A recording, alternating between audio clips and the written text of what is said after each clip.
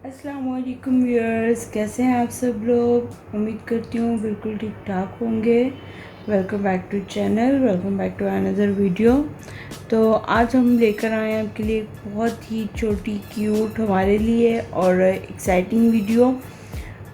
फ़िलहाल हम लोगों को बहुत ही ज़्यादा एक्साइटमेंट है और आप लोगों से शेयर करते हुए मुझे बहुत खुशी हो रही है, तो मैंने सोचा आप लोगों को भी शेयर की जाए बल्कि हम आज जो है ना आपके साथ शेयर कर रहे हैं कि एक जो मदर टू बी जो है, मतलब या इन्फेंट जो है, कमिंग बेबी है, उसके बैग में हमारे पास क्या क्या चीज़ें होनी चाहिए।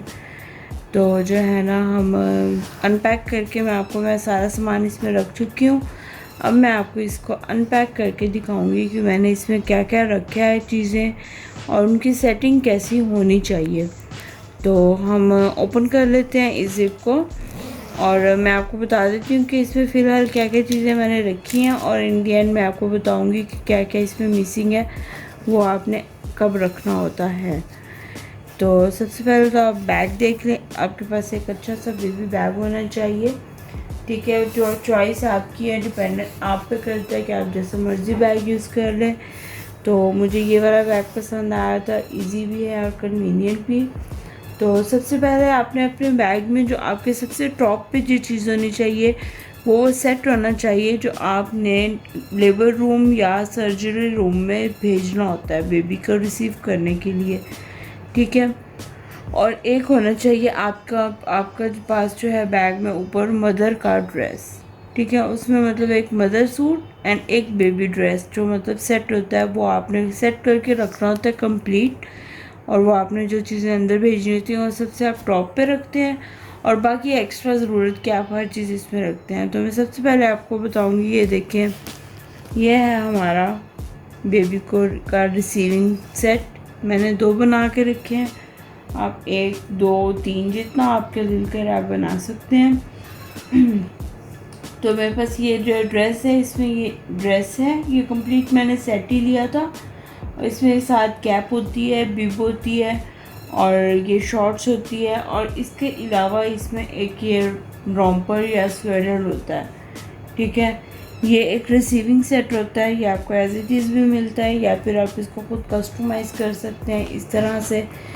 जैसे मैंने ये वाला सेकंड सेट करके रखा है कि मैंने रॉम्पर और इसके साथ ये वाला एक ड्रेस, ये जो है ये भी रॉम्पर है, नीचे स्वेटर और ये मैंने रॉम्पर इसके साथ रखा है। ठीक है, तो ये आप इससे 2 सेट बना के रख लेंगे जो कि आपने ओटी रूम या फिर जो है लेबर रूम भेजना होता है। इनके अंदर आप जो है ना एक क्योंकि ये समर का है मेरा, तो मैं इसके साथ एक डाइपर दोनों में रखूँगी। ये मैंने डाइपर लेके रखा हुआ है, इनके अंदर मैं रख दूँगी एक एक डाइपर और मेरे ये सेट्स जो हैं जाएंगे रूम्स में। ठीक है, इसके अलावा बैग के अंदर हमने रखना होता है बेबी वाइप्स होना ज़रूरी है, बिब्स। ठीक है, और यहाँ मैंने रख लिए हैं बेबी के लिए रुमाल। ठीक है, छोटे छोटे से रुमाल हैं, मतलब हैंडकरचीज़ या बेबी को क्लीनिंग की वाइप्स, ड्राई क्लॉथ वाइप्स आप कह सकते हैं, कोई भी इस तरह की चीज़ आपने रखनी होती है बेबी के लिए। ये हो गया। इसके अलावा जो है मैंने ये कुछ सेपरेट शॉर्ट्स रखी हैं बेबी के लिए, ताकि अगर बेबी बहुत समटाइम छोटा होता है तो वो डाइपर जल्दी लीक कर जाता है, तो मैंने ये रखी हैं ताकि जो है अगर मुझे एक्स्ट्रा ज़रूरत पड़े तो मेरे पास हो। इसके अलावा मैंने ये 2-3 और ड्रेसेस रखे हैं बेबी के लिए। ठीक है, ये एक कॉटन शीट रखी है अंदर, ये एक और स्वेटर है, ये ड्रेसेस हैं बेबी के, और एक मैंने ये प्लास्टिक में ये इस तरह की शीट रखी है ताकि जो है वो लीकिंग वगैरह से आप बेबी को भी प्रिवेंट कर सकते हैं और बेड वगैरह भी इस तरह से सेफ रहते हैं। ये हो जाती हैं हमारी बेबी की जो है वेयरिंग या एप्रल्स। इनको मैं अभी रख दूँगी वापस। सेटिंग का आपने बस बहुत ख्याल रखना होता है कि टॉप पर आप कौन सी चीज़ें रख रहे हैं, वो बेबी एंड मदर का सेट होता है। ठीक है, ये बिब्स हो गई हमारे पास। इसके अलावा पाउडर, क्योंकि बच्चा होता है छोटा तो उसको मतलब हल्की हल्की सी फ्रेगरेंस के लिए, ताकि एक अच्छा सा एहसास हो सके। सब ने उठाना होता है नए बेबी को, तो इसके लिए ये हो गया। ये मैं सेट्स ऊपर ही रखूँगी ताकि जब भी मुझे ज़रूरत हो ईज़ी अप्रोच में हो। डायपर्स मैं आपको बता चुकी हूँ। डायपर्स आपने स्पेशल बेबी के लिए जो होते हैं वो अम्बेलिकल वाले लेने होते हैं, ताकि जो है ना अम्बेलिकल स्पेस वाले, ताकि बेबी के लिए इजी हो वो। अच्छा जी, अब जो है ये तो एक रेगुलर उसके लिए हो गया, रेगुलर फैमिली के लिए। लेकिन मुस्लिम फैमिलीज़ के लिए जो चीज़ें इंपॉर्टेंट मैं नेक्स्ट आपको ये बता रही हूँ, एक बहुत ही इंपॉर्टेंट चीज़।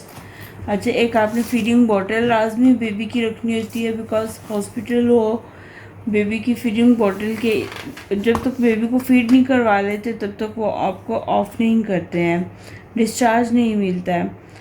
ये पिन्स हैं स्वेडलिंग के लिए, मैंने सेफ साइड के लिए रखे हैं, वैसे इनकी ज़रूरत ना भी पड़े तो हो सकता है। अच्छा, जो मुस्लिम फैमिलीज़ हैं उनके लिए जो इम्पोर्टेंट चीज़ होती है वो होती है हनी।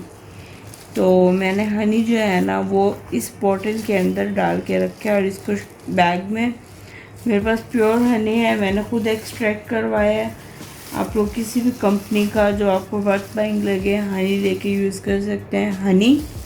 और फिर हमारी फैमिली में सुरमे का बहुत ज़्यादा कॉन्सेप्ट है, हम लोगों को सुरमा बहुत पसंद है, तो सुरमा मैंने इसके अंदर रखा है और इसके अंदर मैंने हनी रखा है।